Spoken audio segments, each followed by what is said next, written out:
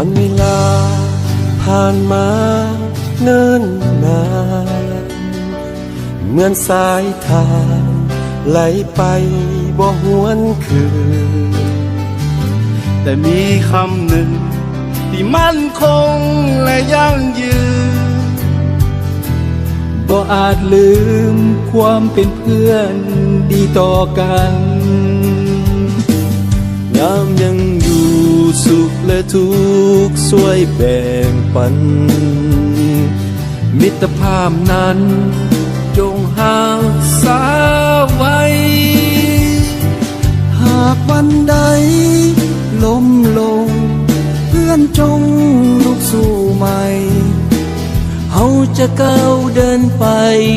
พร้อมกันคำว่าเพื่อนนั้นคือความห่วงใยคำว่าเพื่อนจริงใจเสมอมาคำว่าเพื่อนบ่มีวันห่างลา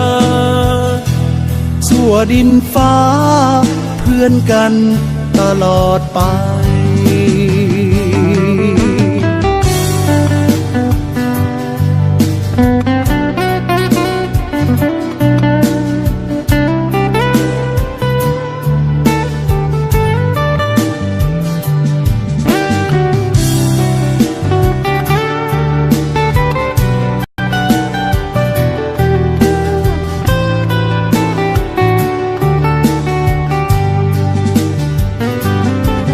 ยังอยู่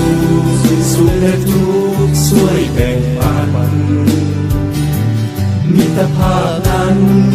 จงรักษาไว้หากวันใดล้มลงเพื่อนจงสู้ใหม่